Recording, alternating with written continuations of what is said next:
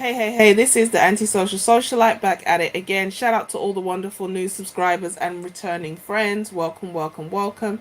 If you are new to the channel, you have not yet subscribed, what are you waiting for, darling? Hit that subscribe button, smash that notification bell. So when I get to running this mouth, baby, you are in the loop. You see the title, you know what time it is. People were asking me, where are you? When are you going to go live? And I have time, but I don't have time in the evenings because I'm working. So you guys can catch this on the replay. I was thinking about whether I was going to do this, and I realized there were a few people who did videos on this, but not many. Okay, maybe there's more than I thought, but I don't know. So I was chilling with my friend the other day, and we were watching true crime, which I kind of stopped watching because I start having nightmares and I can't sleep, and I'm frightened to go to bed because I'm like, oh my god, are all these mad people walking around out here? And it was about a situation called the man, the girl in the picture. Now I caught it in the middle or something, or maybe not the middle, but close enough to not the beginning of the whole thing. It's kind of disjointed, but I suppose it's kind of good because when you the way they arrange the storyline, there's a lot of who, what, where, why, when in there, and I was like, I don't really know what's happening, but okay, let's just go with it. And the way that they did the story, it was kind of strange because all along the way they told the narration, the girl in the picture was supposed to be the daughter of the man in the picture with her. And then it comes out that this is not even your you must, sorry, I'm playing computer at the same time. It's saying put disc 1 in. Oh, we didn't know who this girl was. And then all of a sudden they reveal this is not this man's daughter. So what I might do, I might try and share some of these good breakdowns, because some of the breakdowns of the movie is so convoluted because this man did so many terrible things that even trying to relay the story, especially the way I do, it's going to be kind of difficult. Okay, so this is the trailer. I'm not going to play that because it's official Netflix trailer. They're not really going to allow. I'm not going to allow that. But let me see if I can find a relatively short one. So it was a very interesting docu-series. I wonder if, let me see, which one can I share? So I hope everyone's doing well. Let's see. I think I will, yeah.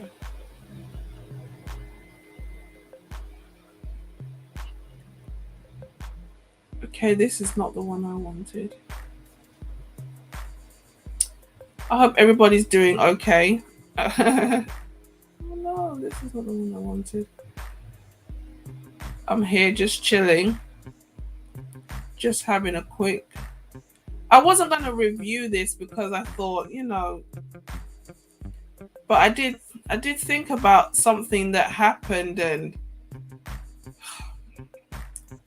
if when I play this thing at the end, I'll say it, because this is not something that this is the one I watched, and this is quite a good breakdown.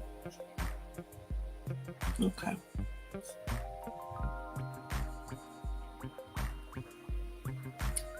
Oh my goodness, let me share it. I'm gonna play this. I hope I don't get a copyright strike. Maybe I need to turn the music up so that I don't get a strike, because this was, oh dear. Do I want to do it? I'm scared, every little thing is a copyright issue, or you borrowed this or you did that. Well, Yeah, I think it should be okay. If I turn up the music, but then I have to shout. So poor you guys who have to listen to me shouting over the top of the video. Let me turn up the music.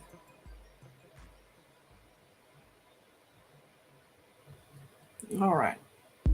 I wasn't going to play it, but I can't narrate the story to you.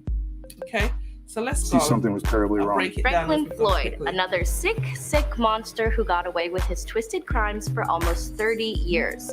After his stepdaughter and putting her through absolute hell for decades before he finally slipped up and was caught. He was a master manipulator and somehow slipped away from every crime he committed until he couldn't run any longer. Buckle in because this case is a doozy. Today we're talking about Franklin Floyd. Tomorrow you decide. Give this video a like, subscribe to the channel, and comment below who you want to see next time on Where Are They Now?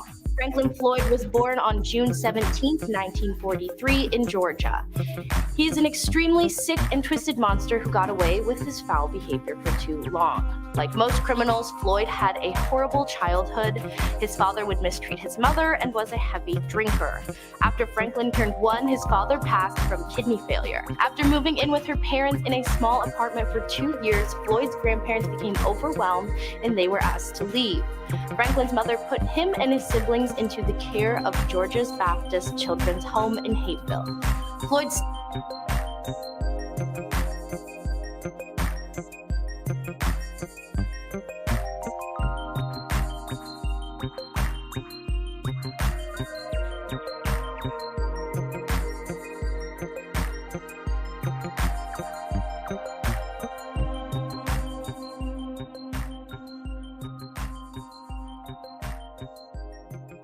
stayed there from the age of 4 to 16. While he was there, he was bullied due to his quiet, more feminine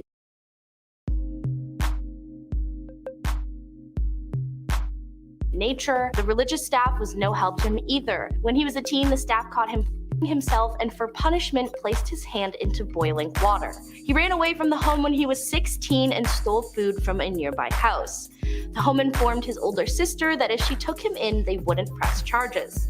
Living with his sister didn't last long, so he traveled to try and find his mother.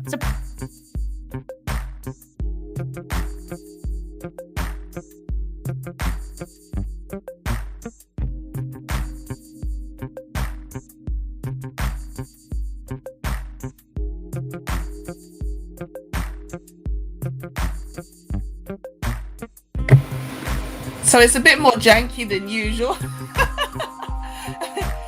Everything is happening at the same time. Somebody's calling me on the phone. The Xbox is asking me to put a disc in. I'm like, oh, why? And then I'm trying to listen to this lady talk. So far, basically, there was a woman who had too many children. I understand that this was a long time ago. People had a lot of children back then, even when they didn't necessarily have the money. And so, you know, I think was it when he was 1 year old, his father died, and then he went to an orphanage where he experienced abuse. Okay, and this is like the making of a monster. I'm not gonna say that I don't feel sympathy for this man, like, because at the end of the day, you know, some monsters are created. You know, this boy, he was abused, he was neglected, he was discarded by his mother, and then he kind of turned to a life of crime. I don't know, he got power and pleasure from preying on other people because he had been preyed upon, and that's not lost on me. It's unfortunate. It's kind of like R. Kelly. R. Kelly obviously was the first victim in his case. And so no matter how much we have an issue with R. Kelly, and I personally don't like him, I haven't listened to R. Kelly since the tape with the 14-year-old urine business, okay? I just thought, I didn't know the backstory, but I just said that's inappropriate. But having said that, I understand to an extent how a monster was created, because when you violate children, when you abuse them so heavily for no reason, after a while, they are going to become distorted in their thinking. They're going to become distorted in the way that they see themselves. They don't understand boundaries. They don't understand other people's boundaries. And the same way, they don't want to be victimized again, so they go around sometimes victimizing others.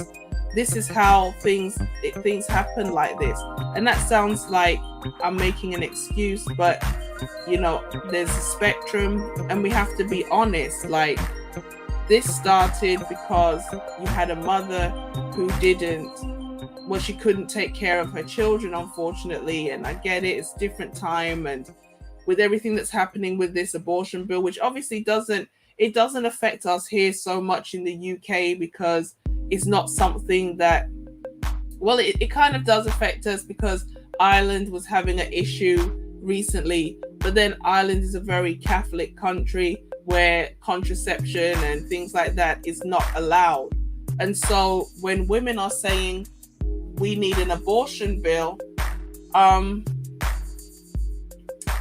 not going to say it's understandable, but the problem I have with Ireland and a lot of these countries that are Catholic is you have countries where people say they don't believe in birth control because it goes against their religion. But then they're like, but we're pro-abortion, which is also like you're using it as birth control. And then you have people who are engaging in sexual activity and coming to the UK mainland and going here to different clinics to have abortions. And it's like, it doesn't make any sense. It would be much better to just use contraception. And that's probably why I feel so adamant about it, because we had this recently with Ireland arguing about the abortion bill in Ireland. Should abortion, I think, be legalized or something? And there was the to and against debate. And it's kind of different because Ireland is Catholic, so it's really trying to create a new culture. It's not like now, obviously, Roe v. Wade has been in existence with in America for a while, so people are accustomed to the presence of the ability to have an abortion. And of course, as I said in my last video, the whole abortion bill thing doesn't really make any sense. Shout out to Wacky. You know, abortion is trending down. People are not having as many abortions. You know, people are not having as much sex. People are not having as many pregnancies. Men's testosterone levels are low, which probably means their fertility is dropping. Men are having sex, like their first sexual encounter, later in life. And so we know in America, especially in the Black community, we know over half of Black men under a certain age are childless, and half have children either in or out of marriage. A lot, like about 30%, have them with wives. So this idea that abortion is even really necessary or something to argue about when it's like 1% are a product of rape or incest, it boggles the mind. And like I said, I'm just like, what exactly is the purpose of wasting all this time and energy arguing about something that's dying naturally? You know, no pun intended, but abortion is trending down. People are not even having children, but as I said, it's a white issue. With all due respect, it's a whole white issue. People are having white people don't want white people having abortions because their numbers are dropping. But people who come from these said Catholic countries, the Hispanics and people from certain countries, they have 2, 3, 4 children by nature. That's just large families is what they do. So it's only going to take a few decades for people of color, and I hate that expression, people of color, to actually outbreed, with all due respect, white people. Obviously in America, the numbers, I know, shout out to CJ in the building, he said it's to save the white race. Yeah. Shout out to George in the building. The population of the Black community has been kept consistent in America, but you cannot really control a group of people who come across the border with their tradition, their language, and their belief system intact. And if you have all of these people coming from Latin America, they have a different set of principles. Even if you only have, like white families have maybe one child, maybe two, but you have Hispanic people who on average have, like, say, let's 3. Those children are still outnumbering white children. And so this is where the problem is, okay? So the black population has already been controlled. Black people are keeping their numbers consistent. Now it's other groups, Asians and Hispanics, who are going to take over. And the problem is, Black people in America have been subject to a particular culture. They've been, I don't want to use the word bred, but we are bred in a culture that is, it leads to a certain set of behaviors. Okay. And I'm talking about anybody, anywhere. Like when you are born in a country, you adopt certain principles if you're not careful, because you're bombarded with certain suggestions around the clock. Okay.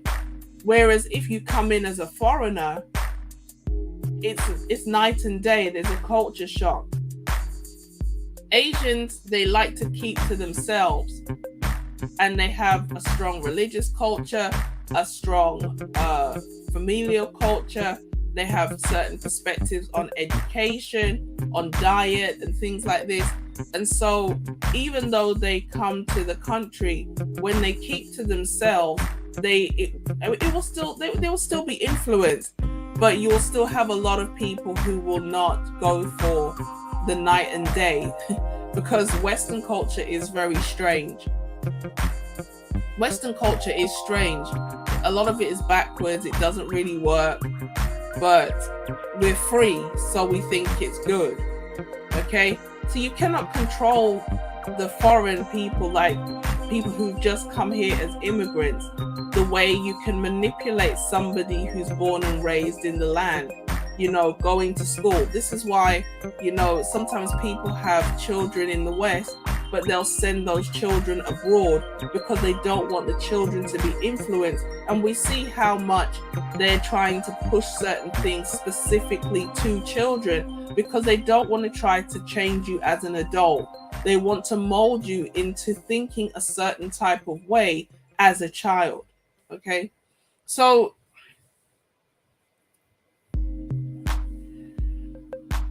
it's this whole abortion thing is crazy, but I can't even remember why I got into this, but because we're talking about R. Kelly and the whole he was the first victim. So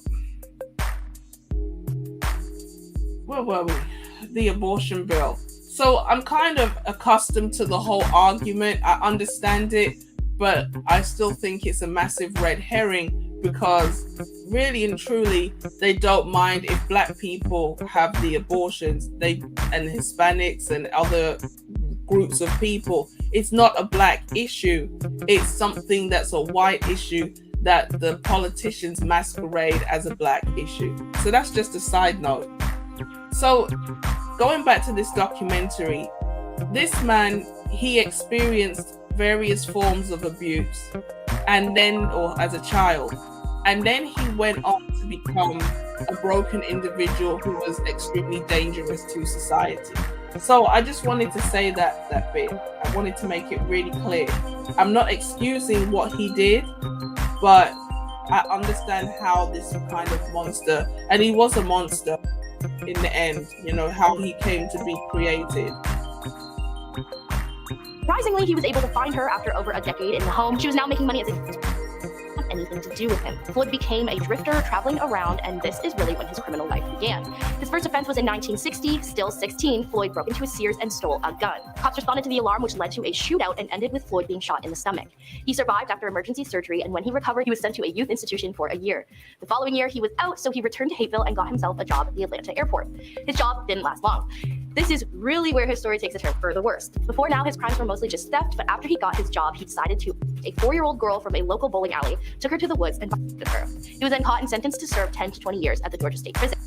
Okay, so basically what happened is he abducted this girl, this 4-year-old. Why he kept getting released, no one really seems to understand how he got out. But okay, this is a long time ago, and this is why everything is so difficult now, because they realized we messed up, we failed, we let a lot of people who shouldn't be out, and or he escaped or whatever, and he was able to get a job as a criminal, and he abducts this 4-year-old. He was violated around the age of 6 or something, and he captured a 4-year-old. So some people would argue he's trapped. He's a 16-year-old boy trapped in, or a 4-year-old trapped in a 16-year-old body or whatever. You know, they say that when children are assaulted, they can go on to attack children similar to the age that they were when they were attacked. So 4 and 6 is quite close. So that's, I would say that's kind of consistent. And he was supposed to get, I think, 15 years or 10 to 20 years. But what happened is he absconded, and then he was on the run. Okay. I've watched a couple of these breakdowns, and so far they haven't said what I wanted to say. That same year, he was moved to a hospital for psychiatric testing. In 1963, he was taken out on a medical errand, which led him to escape and flee to Macon. You would think he'd be happy to be out, and that way he would lay low for a while. Instead, Floyd robbed a bank. He stole over $6,000 and was convicted of the robbery and sentenced to 15 years at the Chillicothe Federal Reformatory in Ohio. He was not very happy there because in September, he attempted to escape by hot wiring a truck. I'm not sure why he had access to the truck, but he drove it through a fence. He was then transferred to a prison in Pennsylvania. He was continually violated while in prison because of his history with a child. He was moved around a lot from prison to prison, but while he was at Georgia State Prison in 1968, he got himself an older man with money that was able to, and I use this word loosely, protect him while in prison. In November 1972, Floyd was released from prison for whatever reason and was sent to a halfway house. One of the most confusing parts of this story is why did they keep letting him out of jail? Just a short while later in January, he was released from the halfway house, and just a week later, he was at a gas station where he forced a woman into her car where he attempted to her. Luckily, the woman escaped. On Booking.com, Lars pulled off booking his rental car so easily, he now thinks he can do anything. I think they cancelled Amazon.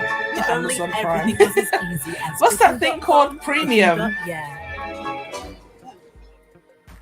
Zoom for a controversial pizza topping. Something Or happened, that and then extra my kick to get your tongue premium popping. for some reason Escaped, and stopped. Floyd was once again arrested. This time, he avoided staying in jail by convincing his sugar daddy to post his $3,000 bond. This allowed Frank to go on the run as a fugitive. A warrant for his arrest was issued after his failure to show up for court in June 1973. I would also like to remind us all that in June 1973, he would have been a month away from turning 20. The following year, 1974, Floyd, using his alias Brandon Williams, met Sandy Chipman at a North Carolina truck stop. Chipman was the mother of 4 children and was raising them on her own. Okay. When Floyd showed up, So I'm going to stop it here, because this is the way she tells the story. The I don't want to really give it away, but the lack of accountability is so common with women that even when you're relaying this story, this lady doesn't seem to see certain things. So what they leave out of this story, and probably somebody else has said it, I don't know if I'll be able to find it. Okay. I don't know if anybody else has said it. But what she fails to say is this. This mother with 4 children, because what made me want to do this was the fact that other people have talked about this, and they were probably as disturbed as I was. Okay. But I saw this as I was chilling with my friend. It came on, as I was saying at the beginning of the video. I don't really watch true crime anymore. I don't watch the FBI files. I don't want to know like who's out here running around, to be fair. I just can't face it. I just want to get on with my life and pray, because I'm telling you, I watched FBI files and the prospects of someone lurking in the basement. And I don't even have a basement. I'm joking, but I'm telling you, like, it's good to watch these things because it gives you a heads up on what you should do. But God forbid, none of us are ever in these types of situations, because would you even do the stuff that you're supposed to do in that situation? Like, would you scream? Would you hit the person? Would you flee through the window? What would you do? You know, but So I don't really watch a lot of true crime. But this came on and it looked interesting because it was like, it just looked interesting. It started out with an abduction of a 4-year-old boy or 6-year-old boy or something. And it was like, okay, what happened? Who took him? Why did the father take him? And blah, blah, blah. This girl in the picture that you can see, probably can see here. This is the picture that they're talking about that the movie is based on. It's called The Girl in the Picture. You just heard they mentioned the woman had 4 children, a son and 3 daughters.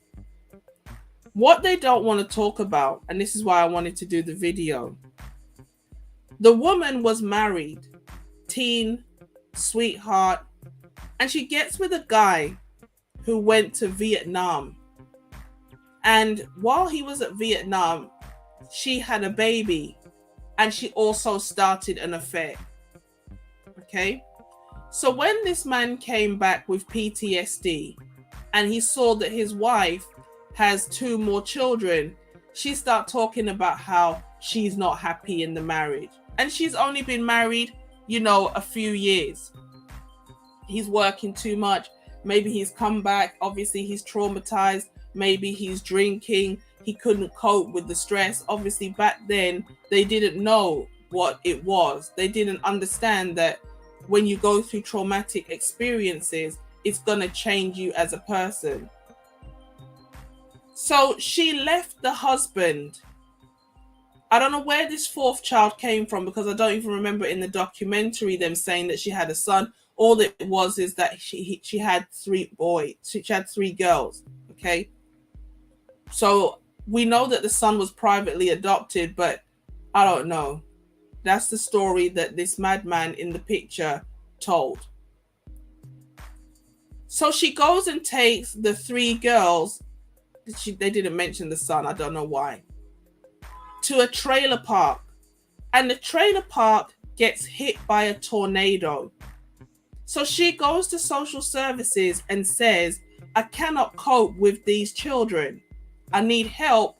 And their response was, go to church and pray, and we're going to take your kids away. Okay? We don't want to separate the children. So we're going to try and find a home for all 3 of them. And they went to her ex-husband with the PTSD from Vietnam and asked him, will you take these 3 children? And they're just like early 20s. And back then, men were not really raising children. So he lived at home with his parents. You know what it's like. Veterans come home. They don't get support. He's traumatized. Maybe he's drinking. He's got no money. He's not able to work. He lives with his parents. And then on top of it, social services is asking him to raise 2 children for his ex-wife's lover. Because obviously the lover dumped her after he got her pregnant with these other children. And now she's left her husband. Okay? That's why I wanted to do this, because I was so annoyed. I was like,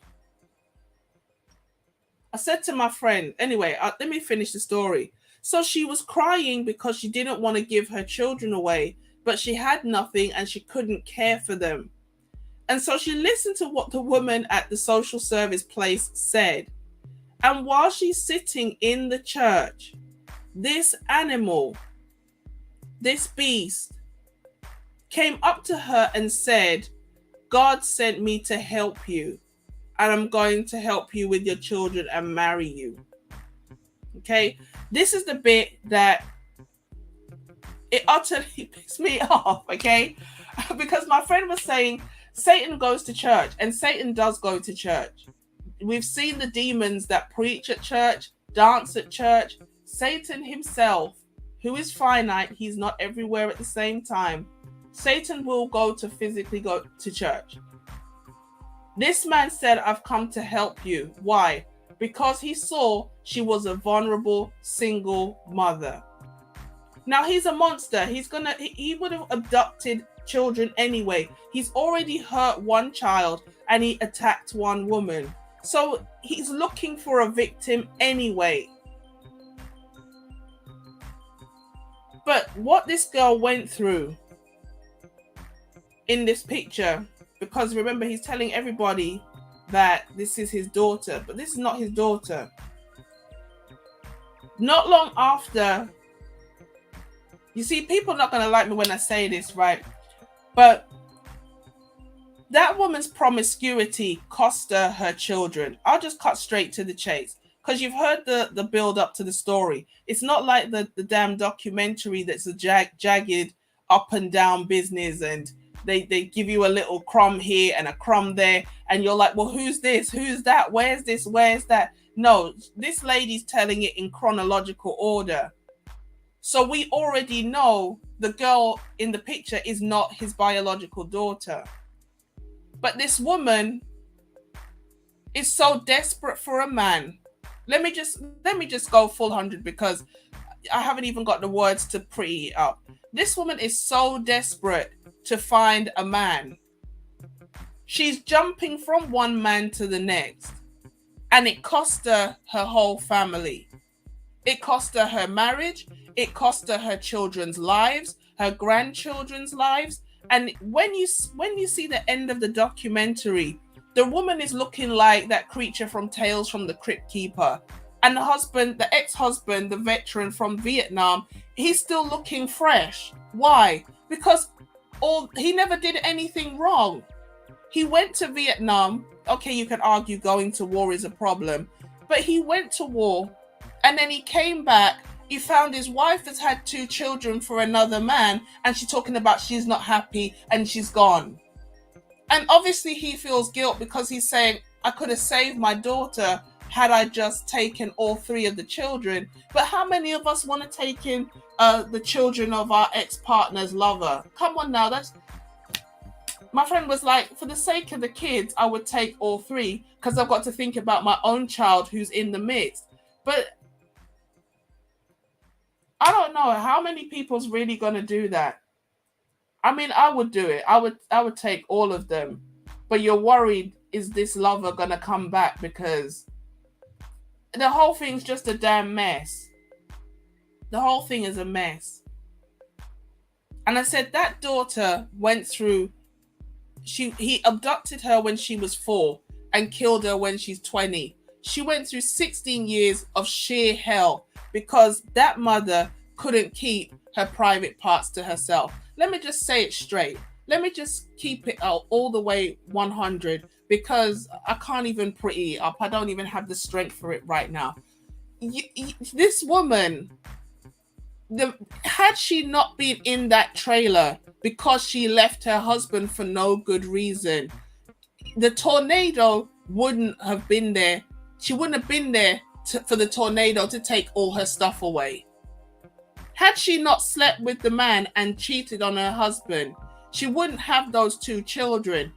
Even if she wanted to leave her husband, she would have only had the 1 child. She could have coped with 1 child. But when you've got 4, and then who's the father of the boy? We don't even know if the father of the boy is the same man who fathered the 2 daughters that she had outside of the marriage. So for all we know, she could have 4 children by 3 men. So of course she's confused, talking about I've got 4 kids and can't cope. I'm just like, that bit was the bit that I said, you caused this on yourself, because had you just stayed with your man, you wouldn't have been in that desperate position. And I tell you what, my blood runs cold when I think about Stepdaddy season. You know, O'Shea always talks about this page on Instagram. When I tell you the God's honest truth, when I think about that page, I lose sleep. Because only a person with dependent children needs a stepdad. And you have to be reckless as hell to say on the internet, I have vulnerable small children. Please come to my house. I've got small kids and I'm desperate and stupid and gullible. I'll just go full 100, because I just said, this woman is crying in the church. and you're telling everybody your business, and you're running here from man to man with small children. Why are you looking, man, when you have small kids? And this man, I'm telling the story. Let's just play the video. But I'm telling you that it pains me. It pained me, and I was like, I wasn't going to do a video, but I said, you know what? I've got to talk on this. I've got to say this bit, because I've watched a couple of these breakdowns, and these people not saying that part of the story. Tell the truth. The woman left her husband because I'm not happy. And then you leave the husband after having an affair and producing 2 children, or at least 2 children, and then you run off to a trailer park that gets hit by a tornado. And then you're talking about, I can't cope now. Let me just play the video. Let me just play the video. Play, because she fell for him immediately, and just a month later, the two were married. In 1975, just a month after you meet this madman, no background check, no criminal record check. You don't search for him online, even though he's using fake names. So maybe she wouldn't find out anyway. Oh, he was at the church, so he must be good. We have to keep our eyes open. Whether you have children or not, people come as angels of light. And I've met guys and I've escaped, and I thought, you know what? You could have died. It just takes one person who's a lunatic, and they flip that day and they see you. And we don't even know how close we could have come to death, because there are dangerous men and women out here that look so normal, that come across like, and I'm not trying to put fear in anybody's heart. I'm not saying that you have to look on everybody with suspicion, but at the same time, we've got to have our wits about us, because these people, especially when they come on strong, they come on they come on too good to be true. What do they say? They usually are. 1 month after you met this madman, he's got no children. You're talking about he was ready to be a father to the kids or whatever, and you guys are married. And the bit that she left out of the story, I don't know if it's because she hasn't seen it or what, the man started abusing her.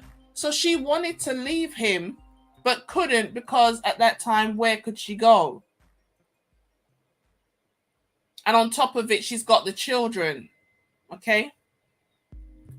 Chipman was out shopping when one of her checks bounced. She was sentenced to 30 days in jail, which seems a bit extreme to me, but she served her time with Floyd watching the kids. When she returned home, her husband and children were gone. Floyd had taken...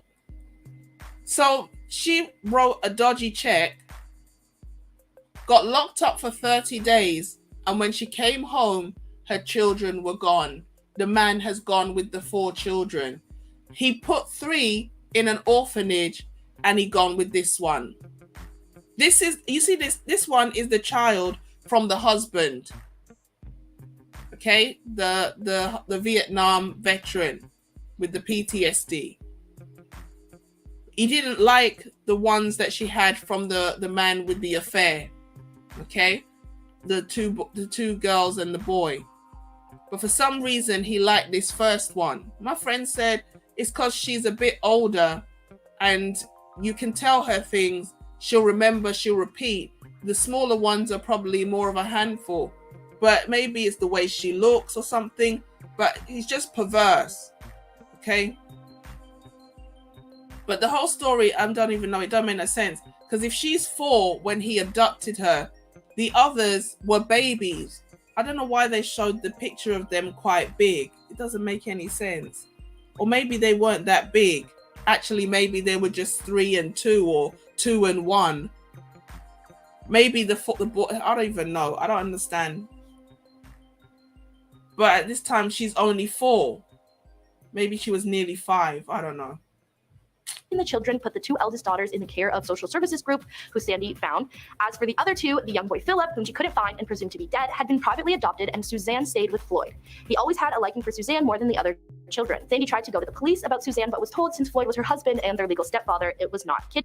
He found a place in Oklahoma City and changed his name again to Trenton Davis. He got a job and actually enrolled Suzanne in school. She seemed very happy and excelled in school despite all that was going on at home.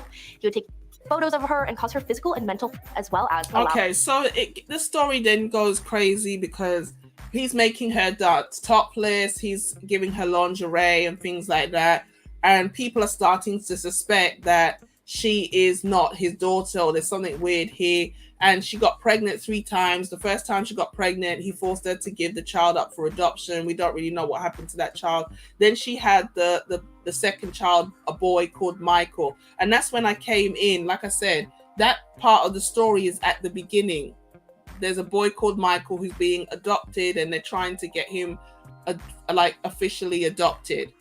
And this guy, this monster, he came past and snatched the boy.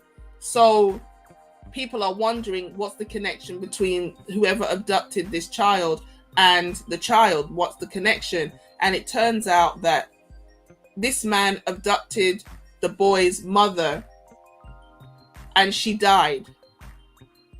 And then afterwards, now for some reason, he took the child, but then he didn't even keep the child alive. It was a lot. It was a roller coaster. I'll post the link so you guys can watch it uninterrupted, because the breakdown is trauma in and of itself. The documentary is worse because it's not clear what happened. But all I wanted to say is, when I say things about single moms, people always get really frustrated and angry. But it's not about hating on women with children. No, it's never about people hating on women with children. It's about saying one wrong decision, whether we have children or not, in our lives, we've all made a decision where we've said, had I not done that, had I just gone out 5 minutes earlier, had I just answered that phone call, had I done this, had I done that. And this woman probably was racked with guilt, saying, had I not met that man at church that day, had I not responded when he said, God sent me here to help you, because he wouldn't have run off with my babies, he wouldn't have run off with my children. That regret, it probably aged her by like 30 years. She looks so withered compared to the army man, the man who went to Vietnam. They're both pensioners. I understand men age better than women. Sorry, I know women not gonna like that. Men don't really have menopause, so of course they don't have a sudden decline. But this woman knew. She brought this pervert into the house, and we have to call it what it is. That man was a pervert. He was a person who would go around stalking the vulnerable. And she brought him in the house out of desperation for a man and fun, and she prioritized her own selfish needs over the needs of her own kids. Not just the needs of her own children, but the safety of her kids. You know, I mean, that's the end of the story. That's really all it is. There's more to it. It's an interesting story, and it's obviously a very sad story. This lady had a very troubled life. This lady, she's the 4-year-old in the picture. She started dating a guy. She'll go on to say she started dating a guy. I must have missed that bit because we were talking and everything. And apparently, you know, she got pregnant 3 times, and we don't really know who the father of these babies were. I think one of them, he said he wasn't interested. And she was hit by a vehicle, and as she was walking along the road kind of thing, obviously, where else would you be hit by a vehicle? And you know, when people say things that doesn't really need to be said, sorry, because I hate that personally. Shout out to Prime VA in the building. And people suspect that it was him, the man that they say is her father. I believe he was the one who hit her with the car. And she'll go in this. She'll go on to say that, you know, he came to visit her at the hospital. People said, "Don't let him go and see her because we suspect he's trying to kill her." A day after he went to visit her, she was found unresponsive, and that's how she died. So there were so many failings. That's why so many people lost their life. But what no one wants to say is the mother of this girl and those other children, she brought this destruction upon her own children because she couldn't keep herself to herself. You know, and I know that's a harsh thing to say. That's something a lot of people don't want to hear. Apparently, he's still alive. He's still sitting on death row because at one point he had her dancing at a strip club and she made a friend there, and they wanted to make extra money. You know, he's trying to pimp the girls out. And there was a girl that he became obsessed with, some Italian girl. I think her name was Cheryl. And when she wouldn't play ball no more, I think what happened is Cheryl exposed him for doing some type of benefit fraud. So in order to silence her or to punish her, he took her out. So years later, they found her remains. And when they identified her, they linked her disappearance to him. That's why he fled town so quickly and had his trailer blown up and everything. And it all started to make sense. So that's how he went from the various charges that he had that were not going to get him the death penalty. Now he's getting charged with murder 1. So he was going to die by lethal injection, but they still wanted to know the identity of this female because no one knows who she actually is. She's not who she says she is. She's not his wife. Well, she was his wife because he married her, but he married her to legally change her name so that nobody's going to look for them because everyone's looking for a father and a daughter.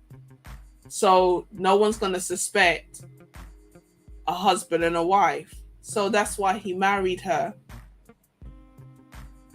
Which is, I mean, I know you're thinking, where the hell did the marriage come from? But okay, he would just change states and change the names. He had a number of aliases. And then he said, if people are looking for a father and a daughter, we'll go and get married. And then that's how we'll kind of shape the people. He was on the run for 17 years until he slipped up, kind of thing. And that's how he got caught. And he finally confessed to killing the boy that he abducted, that they were trying to foster out. And eventually in 2012 or something, the FBI, after the case went cold, they went back and they started opening this cold case because the people who worked on the case had retired and they were annoyed that they couldn't get the confession. They still never found Michael's, the little boy's remains and everything, and they wanted him to tell us where they are. And then they sent some guys in to pressure him, and he finally spilled her real name, the woman's real name. They're like, the girl in the picture, who is she? And then he blurted out the name, and that's when he told the story. I met this woman at church. She was crying. She had 3 kids she couldn't cope with. And then I didn't take the girl. She followed me, but it's not true. You know, so when they contacted the mother, they finally put the right name on the headstone, and the father came to pay his respects. And it was just such a sad end to just a traumatic story. You know, this tombstone doesn't even have the right name on it because you don't even know who the person is because they've been abducted at the age of 4. And then you have to plead with this man for from 2002 for 10 years. Tell us her name. And one day you finally get the name.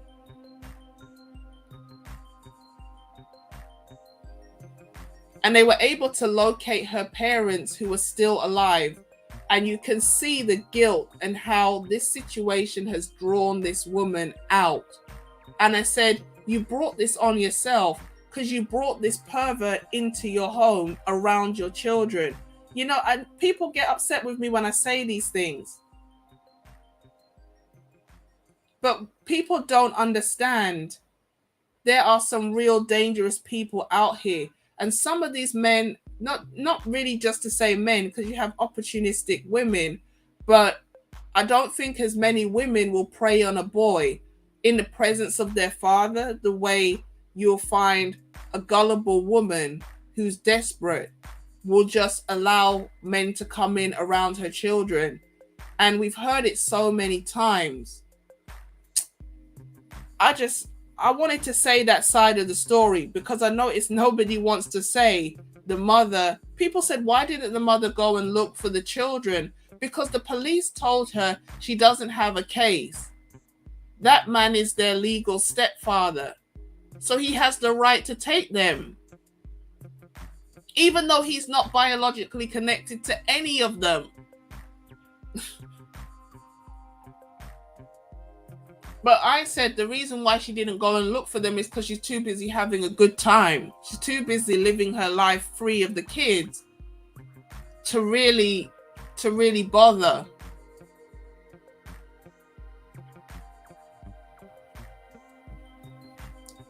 I learned a lot in this thing because I'm saying the lack of not consistency.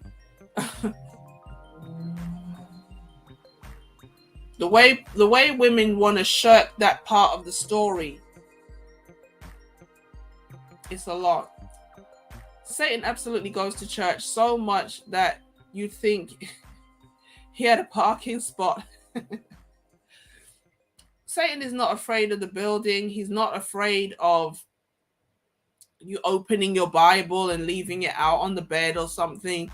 He's not afraid of a cross or anything like that. I know these are things that people put in movies to make people think that if you do these things, it's gonna do something. Satan is afraid of clean living.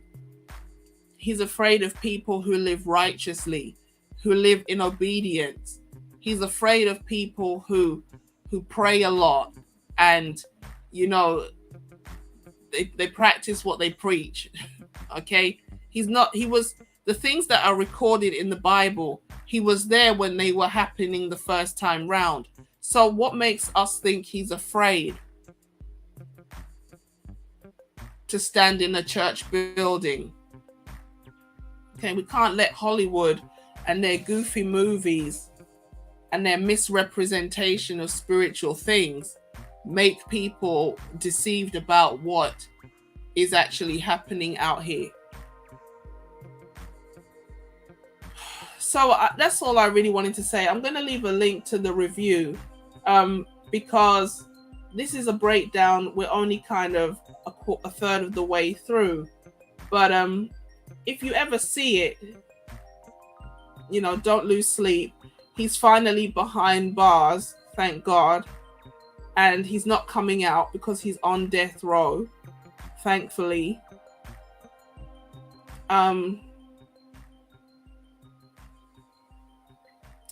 It's really sad. It's a sad story.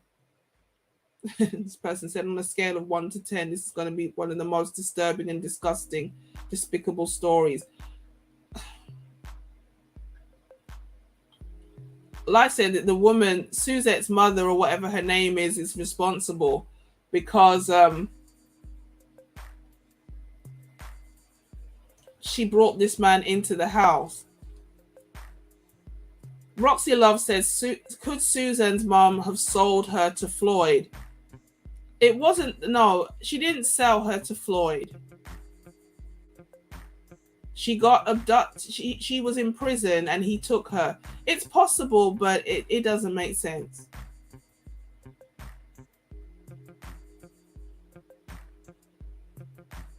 Due to lack of evidence, the police system failed her. I think they mean about the woman in the hospital, the mother in the hospital.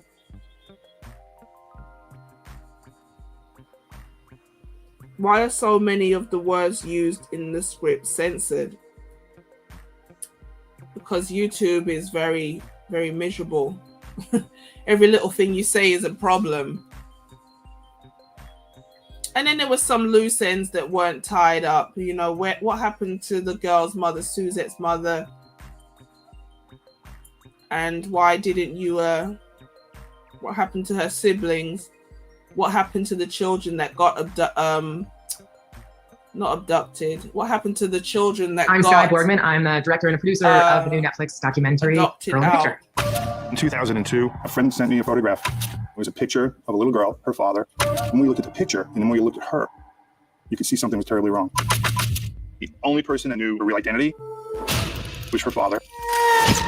Franklin Floyd had been a fugitive for almost 2 decades. He robbed a bank. He had a history of violence. He was an expert and concealed his identity. He had a daughter, Sharon Marshall. She wanted to go to Georgia Tech, be an aerospace engineer. I remember the phone call, and she said she was That's her pregnant, but best Daddy wanted me friend to go to from college. school. We discovered that they changed their names. He took her around to strip clubs to make a living for him. There's a big question here. What happened to Sharon Marshall? As an investigative journalist, you try to get down to the truth. All this information, very simple to analyze, and we had a real problem. This is more than just a crime story. Who is this girl? She went by many names. We had a portrait of very different people. This beautiful young So you woman. see, this who's is how the evil. documentary was. It's all over the damn place. So, What happened? you know, it's Who hard the hell to is she? follow because it's not really hard to follow, but the way that they... This is Factual America. We're brought to you by Alamo Pictures. This is the Austin first thing and I've London-based watched on production company, Netflix making documentaries as about well. America for international audiences. Because I'm your I don't host, like Matthew Sherwood. Netflix. Each I week I watch a find- hit I think documentary and then talk Netflix to is filmmakers and their demonic. I subjects. think there's This week too was my much pleasure. stuff on there that's it just I'm seems gonna end up weird. using the word The stuff spoiler they alert quite produce a is bit, not but right. I just want to say, maybe you can get us started, because I imagine most of our listeners will not have seen the Oh, are they the doing a review? documentary. Yeah. What is Okay. Girl in the... Should be, because I think the documentary is an hour. Satan has dominion over the earth. Your neighborhood church is on the earth. And you're right, movies have people believing anything. It's crazy that YouTube is blanking out words. The people aren't using them to be shocking. That's just all for kicks and giggles. They're using the words to inform and educate. And that's what happened. You know, if he abducted her, he abducted her. But then if you're monetized kind of thing, then, you know, they'll just they'll demonetize you while leaving things up that are corrupt and not good. So that's all I really wanted to say. I know this is very macabre. I know this is something that people don't really want to think about. But if you guys ever see the movie, let me know what you think. It's a troubling story, and it's a sad and like unnecessarily painful story. The first victim of the story is the person doing all of the wrong things. And I'm not really a fan of the death penalty. I'm just not. As heinous as his crimes, it's like, I don't know. I don't really like the death penalty. I'm not a fan of the death penalty. But him being such a deranged individual and so dangerous, it's like, if he was put to death, at least he can't hurt anybody else. Like, he can't hurt anybody in prison. He can't hurt anybody out of prison. He can't flee prison. But then at the same time, it's like, we all deserve punishment for things that we've said or done. Shout out to Freedman's Journal. What's good, man? I did not get an alert. Who knows what's going on with YouTube? But we're talking about this crazy documentary that I saw with my friend the other night. And the bit with the mother, it just rode me to, I couldn't cope with it. I'm just like, it just takes one wrong decision and we have regret for the rest of our life.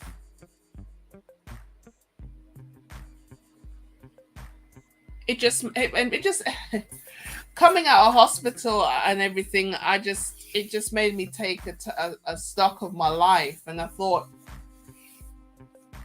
you know, if I'd have died the other day, then what would my legacy be? It was crazy. George said, I support the death penalty in theory. However, people lie and innocent people have been accused. Exactly. Once that person's executed, when you find out they're innocent, the fact that they were innocent can't bring them back. I would rather you stay and suffer and live, and, you know, you have to face the consequences in this life. But I understand why you would give somebody the death penalty, because at the end of the day, you don't want them consuming resources that belong to people who are upstanding citizens. But then on top of it, you don't want them having the potential to ever hurt somebody else again. I can release an innocent person from prison and they should sue. However, I can't bring an executed person back to life. Exactly.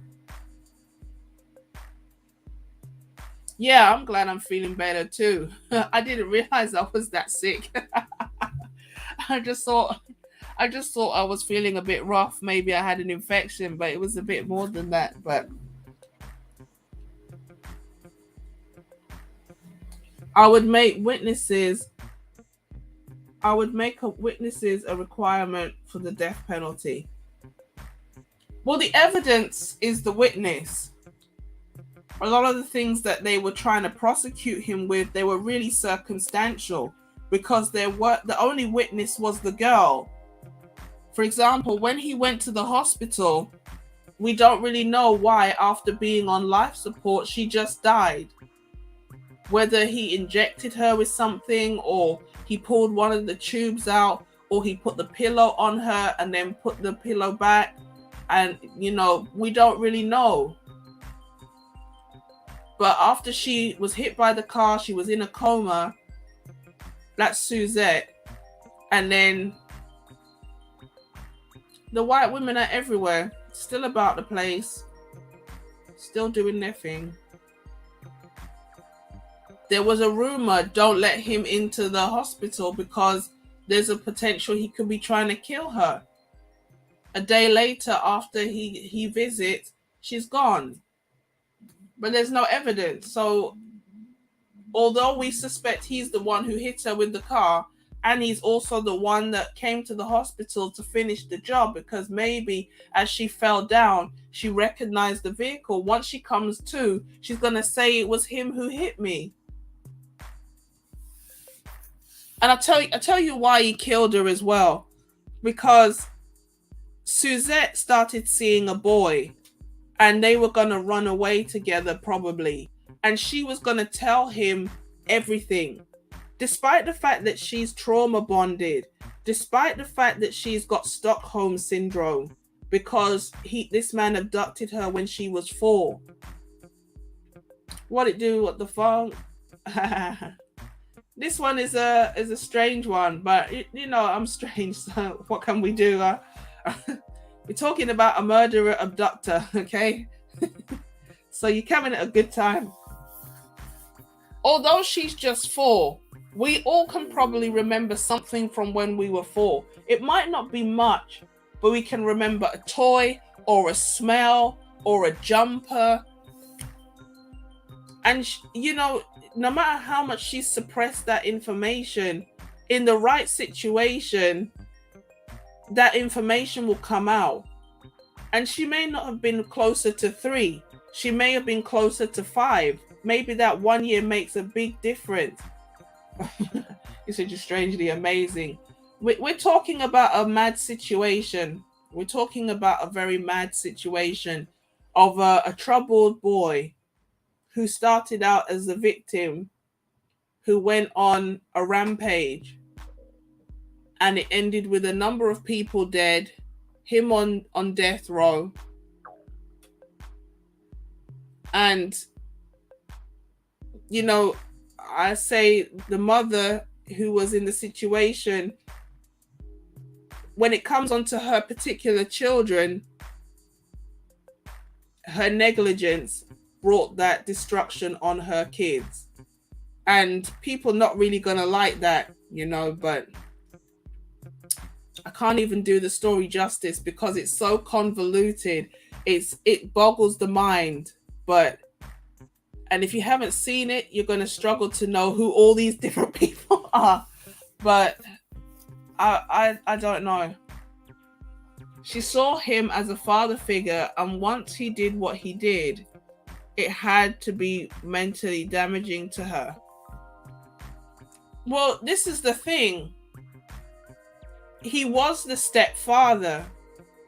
So when he came into the picture, the mother probably said, "This is your new dad, and you're to respect him and call him daddy." So despite the fact that this was her stepfather, in inverted commas, because he was no type of father whatsoever, you know, that's her stepdad since the age of 4 or 3 or whatever.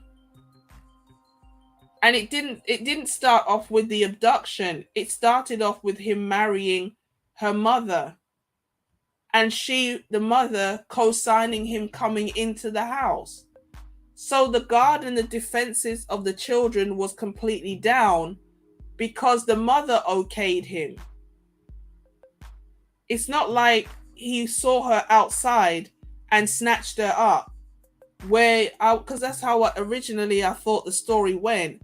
Like I said, this bit comes out later on, once they pound him in the table and they're like, tell us who she is, in like 2012, after he's already been convicted of the murder of the girl's friend, and they found the remains, and they're like, who is the girl in the picture? And then he finally explodes the story because he's a narcissist. And I know that word gets used so much. It gets thrown around so often. But this is the textbook psychopath. He could be psychopathic, but he's more like a sociopath. The torture and the abuse and the torment and the teasing turned him into a sociopath. Callous. But the thing about it is this, and sporadic, he was confused. A psychopath is very calculating. They're very clinical. They're already thinking several steps ahead. And they don't have the capacity to have emotion because their brain is not formed properly. They're not just psychopathic because they do some weird stuff. They are psychopathic because their brain has not developed properly. And it leads them to have a malfunction in their ability to think and feel, which makes them do certain things. A sociopath could have psychopathic traits, but it has to be triggered. And it's triggered through things like bullying, neglect, abuse. And these are the things this man experienced. So that's the difference. That's why they say psychopaths are born, sociopaths are created. But this narcissistic sociopath then went on a spree, hurting children, hurting women, because of the way he was tormented by other children, and women didn't protect him. You know, women were abusing him, putting his hand into boiling water because he was touching himself, which, you know, a child is going to do because they're exploring their body. But back then they didn't understand. They thought, oh, you have a devil. So, you know, they tortured him. And also, again, it's exploitation of power. These are vulnerable children in our care. We can exploit them because they don't have family. And again, we're going back to the whole, you know, is it worth it putting children into care when you don't know what kind? Even here recently, they're shutting down all of the children's homes because Panorama and all these different places are going in with their cameras and filming the staff sitting on the children, pinning them down, all kinds of abuse. And we are living in end times. Okay, I know people have heard that expression a lot. They're like, how much times are you going to say this is end times? We've been waiting for Jesus for the longest. Where is he? But everything that's hidden is coming to light. And so yeah, she saw him as a father figure because the mother brought him in. I'm not going to watch this because I don't know what it's saying. But I had to say that. I had to say that the mother brought that mess into her own children's lives. And when people are saying to these ladies who want to argue you down about it's okay to have kids without a father, I don't need to be married, I'm strong and independent, I'm the mother and the father, they don't think about situations like this.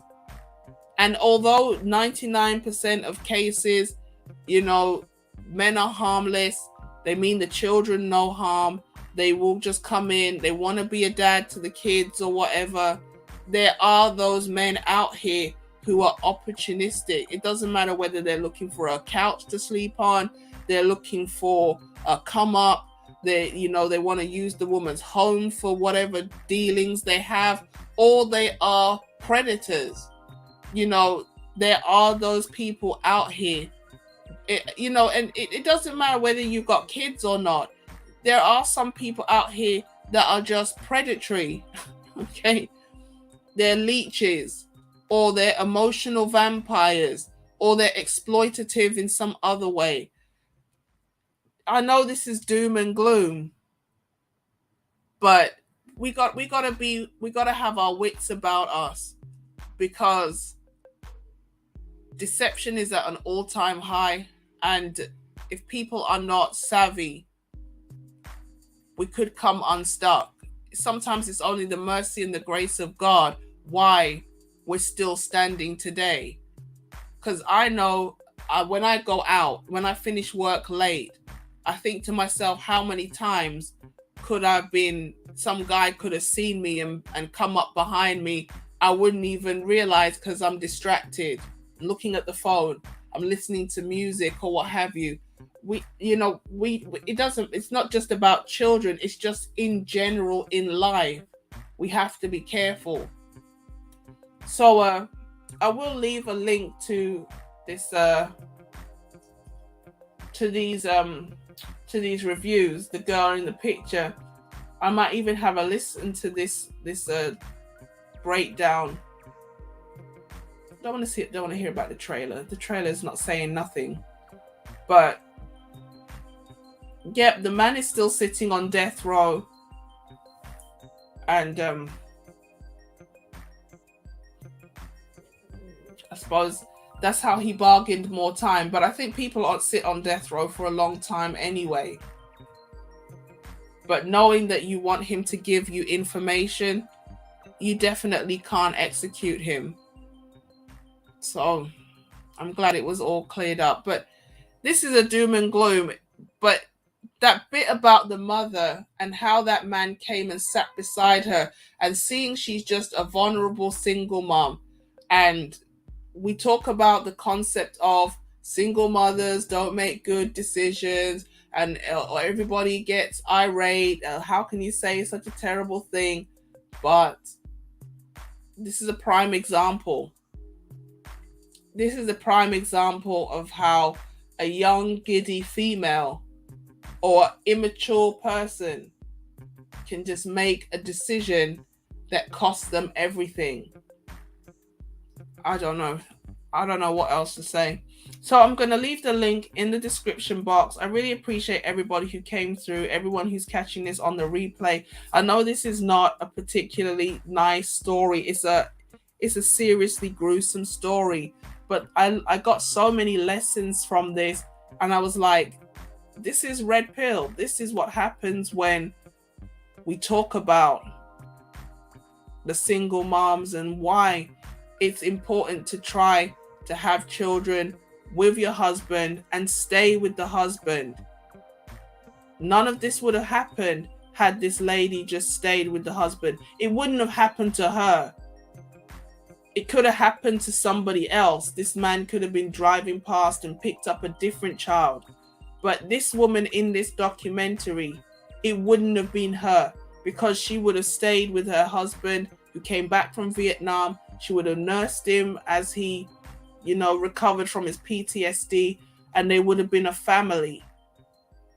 But women going their own way is costing women so much. Their health, their mind, their finances are down because they're struggling on their own.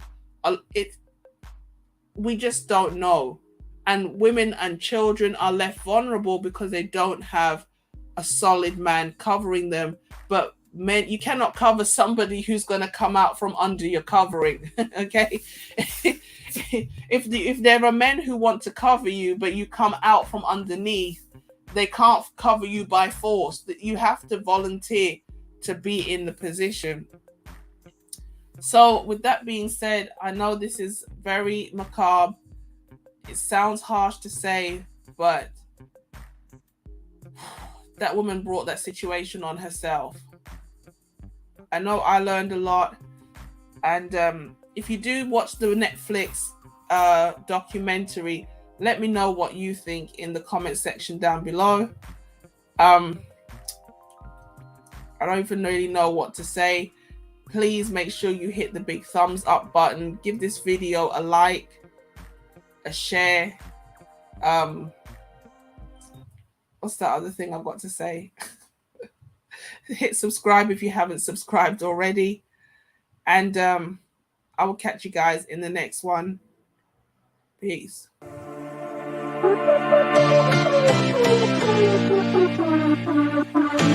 Thank you.